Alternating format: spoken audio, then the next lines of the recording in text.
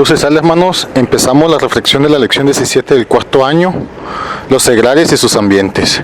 Todos los asuntos que acontecen en el mundo deben interesar a los laicos. Antes de ello, unos segundos de silencio para ponernos en manos del Espíritu Santo, que nos dé la gracia y el entendimiento para que se nos revele lo que Dios quiere revelarnos en esta lección.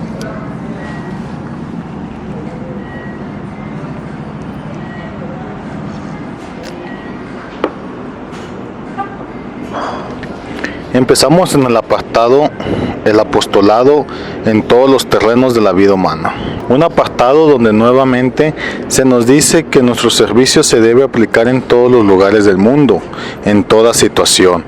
Y se entiende esto porque en este mismo apartado se le agradecen a todas las personas que han contribuido para ayudar al prójimo, niños, niñas, jóvenes, adultos, matrimonios, estudiantes y emigrantes, y los no mencionados también, puesto que son bastantes los grupos que hacen esto y se entiende que esto es el actuar de la iglesia, porque en este mismo apartado se le llama la atención a las personas que quedan dentro de la iglesia para realizar solamente las actividades religiosas, es decir, un apartado donde se agradece la ayuda al prójimo, al mismo tiempo un llamado de atención para esos laicos que se dedican exclusivamente a las actividades de servicio en el templo y no a las del prójimo. Y con todo esto yo estoy de acuerdo, es decir, agradecer, felicitar a esas personas que se esfuerzan por ayudar al prójimo y reprender a las que solamente se quedan en la iglesia en actividades religiosas.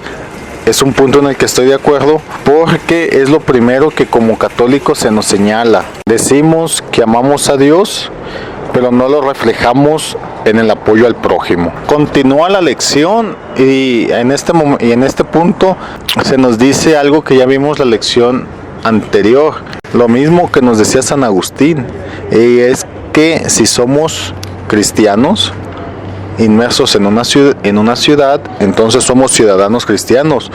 Por lo tanto, por la característica de cristianos, debemos aportar a la ciudad, a la sociedad. Debemos de ser ciudadanos ejemplares, de hacer política por el bien de todos. Y cuando digo política me refiero a lo que significa la palabra, polis, ciudad. Y se considera la política la teoría de la ciudad. Por lo que si consideramos esto, todos somos políticos. Todos debemos de ver por el bien de la ciudad, de sus ciudadanos y su bienestar. De forma que el ser cristianos y cristianos formados, esta obligación es mayor. Y adquiere una doble obligación cuando en la misma sociedad se empiezan a discutir asuntos sobre la familia, los niños, los matrimonios, en la actualidad sobre la vida. Es cuando aquí nosotros cristianos formados, debemos de alzar la voz por el bien común y por el derecho de todos, resaltando los valores cristianos. Con este punto terminamos el documento Allocution. El Papa Pío XII, después de 7 años, vuelve a publicar otro Allocution en 1957, el cual se estudiará. Este documento viene porque se da el segundo Congreso Internacional de los Laicos. En la primera parte del documento encontramos un pequeño resumen de lo que fue el primer congreso y más importante, de sus frutos. El primero de ellos es tener un segundo Congreso Internacional. Empieza el documento recordando que la Iglesia es la institución que puede crear lazos entre las diferentes comunidades, naciones, para llegar a la paz mundial. Asimismo, el Papa saluda a todos los asistentes y felicita a todos ellos por los trabajos específicos realizados después del primer congreso. Se menciona al mismo tiempo que el segundo congreso fue preparado rigurosamente, de forma que participaron teólogos y especialistas en diferentes contextos sociales. Todo esto con la finalidad de llevar temas concretos y actuales, y de ahí la razón de que el segundo congreso llevara el nombre de Responsabilidad de Laicos en la Crisis del Mundo. Pasamos a la primera parte del documento, aspectos fundamentales del apostolado de los laicos. Me llama la atención esta primera parte y más por el primer apartado, jerarquía y apostolados laicos, aclaraciones de conceptos. Cabe señalar que me llama la atención debido a la formación que hemos recibido, puesto que a estas alturas nos debe de quedar claro esta distinción. Pero estamos hablando de un documento del año 1950 donde la Acción Católica apenas empezaba y supongo que había algunas lagunas o confusiones de cómo llevarla a cabo, y de aquí que viene esta sección. Me imagino que hubo confusión entre los laicos y sacerdotes en el sentido de organigrama. Lo más curioso que yo creo que en la actualidad todavía sigue viendo esta confusión. Por eso el Papa aquí nos aclara que son dos diferentes apostolados, jerárquico y laicado. El primero es el de la jerarquía, el cual, como sabemos, viene del mismo Cristo. Él dio la potestad a los apóstoles dejando a San Pedro como cabeza de la iglesia, y esto lo podemos encontrar en la Biblia, pero en la misma Biblia también podemos encontrar que los apóstoles se vieron en la necesidad de apoyarse en personas para poder llevar a cabo su misión. En primer lugar, sabemos que estaban los diáconos y que posteriormente aparecían los sacerdotes. Además, también sabemos de la sucesión que tenían que dejar ellos para que la misión continuara, para que la iglesia continuara. Independientemente de esto, los diáconos, los sacerdotes, los sucesores apostólicos, cada uno de ellos tenía su función específica. Los primeros en apoyar las cuestiones terrenales de los cristianos y los segundos dedicados exclusivamente al templo. Y si hablamos de los sucesores apostólicos, de los obispos, pues era la organización de la comunidad cristiana. Y todo esto es válido porque Cristo es el que deja la potestad a los apóstoles, que son los obispos, como les digo. Estos dan potestad a los sacerdotes, y estos últimos, a ejemplo de los apóstoles, también pueden dar un grado de esta potestad a los laicos. Hay que recordar algo acerca de esta potestad, y es que muchos se confunden y creen que por tener esta potestad son más que los demás.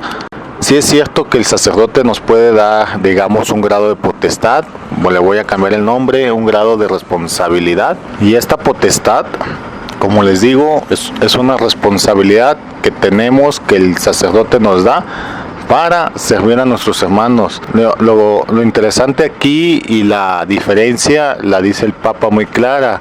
Él nos dice que la potestad que tiene la jerarquía, obispos y sacerdotes, es de consagrar, enseñar y gobernar, mientras que la potestad que recibe el laico por parte del sacerdote es exclusivamente para enseñar. Hasta cierto grado también se puede considerar que es para guiar. Pero enseñanza y guía creo que van un poco de la mano. Con todo lo anterior y de suma importancia, se nos recuerda que si el sacerdote nos da la potestad, entonces estamos sujetos a la jerarquía para la colaboración de la iglesia. Dicho en otras palabras, esta potestad es para apoyar en la misión de la iglesia, y por ende estamos sujetos a su jerarquía. Esta potestad nunca es para que el laico actúe por su cuenta o en completa autonomía. Y para terminar esta idea, el documento nos dice que ya no existen órdenes menores. Con esto se entiende que es laico o sacerdote, no hay más.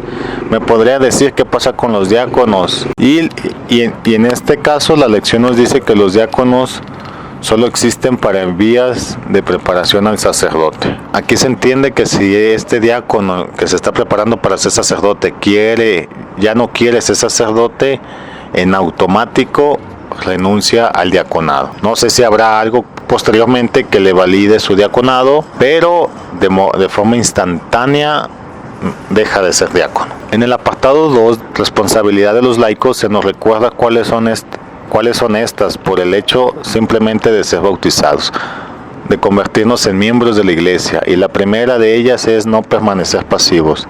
Tenemos que estar activos apoyando la misión de la iglesia. Para ello se nos menciona que los sacerdotes deben de apoyarnos dando los bienes espirituales correspondientes para nuestra salvación. Al mismo tiempo se nos recuerda que la relación sociedad-individuo es de la sociedad hacia el individuo, pero aquí se debe de aclarar que cuando se dice sociedad se refiere al Estado. Es decir, el primero que debe de garantizar los derechos de las personas y su bienestar es el Estado, y nunca al revés. Esto lo menciona en el sentido que en muchas ocasiones a la iglesia se le exige como si fuera esa su misión, lo cual al día de hoy Y a estas alturas ya nos debe de quedar claro que no es así. Sin embargo, la iglesia atiende dicha situación como medio para cumplir la misión de la iglesia. Es decir, asistimos a nuestros hermanos, pero para que a él le llegue su salvación, atienda su religión. Y esto último resalta porque para estos tiempos los sacerdotes escasean y es necesario la participación, ayuda y colaboración de los laicos. Y esto sucede porque los sacerdotes ya no pueden llegar a todos los lugares del mundo como lo puede hacer el laico. Ya vimos que esta es la mejor cualidad del laico. Incluso se menciona que el sacerdote debe de aceptar que existen tareas que el laico puede desempeñar mejor que él. Incluso yo también añadiría que existen tareas que el laico solo puede desarrollar. Aquí se hago una aclaración, no es que me vaya a independizar del sacerdote, sino que al momento de ejecutar, de llevar a la operación, por decirlo así, de esta tarea, es solamente una cuestión de laico. La logística, ahí sí puede intervenir el sacerdote. Por esta razón se dice que los trabajos del sacerdote y de los laicos son complementarios. Por esta razón, el laico puede llegar a ocupar puestos, cargos que le demanden su tiempo, una jornada laboral. Y en este sentido se dice que es necesaria una remuneración. Un claro ejemplo de nuestro coordinador general de pastoral, nuestro hermano Javier Albarrán, tiene que estar dedicado 25 horas al día a pastoral, o al menos tener la disponibilidad y disposición, y por esta razón él es se le remunera el hecho de estar ahí en ese cargo. El siguiente punto, la estampa de laico. Nos dice que estos puestos solamente se pueden cubrir por laicos excepcionales. Y se entiende porque son personas que son ya figuras públicas, cristianos, figuras públicas, por lo tanto su estilo de vida, su testimonio de vida debe de ser excepcional. Sí se entiende que pueden fallar, pero creo que eso es mínimo. Ahora recordemos a nuestro hermano Vicente, tan excepcional fue su testimonio de vida, su ejemplo de vida, su trayectoria de vida, que el Papa Juan Pablo II lo felicita, ¿no? Termina la lección diciendo que ante las situaciones del mundo, los problemas, conflictos, cualquiera que sea esta, no debemos de perder la esperanza, nuestra ética, nuestra moral, nuestra fe, sino que nos debemos de esforzar en preservarla y en la medida de la posibilidad aumentarla. Con esto termina la lección, hermanos, agradeciendo a Dios por su auxilio para llevar el mensaje a ustedes, esperando que sea fructífero. Me despido de ustedes, luz y sal. Hasta luego.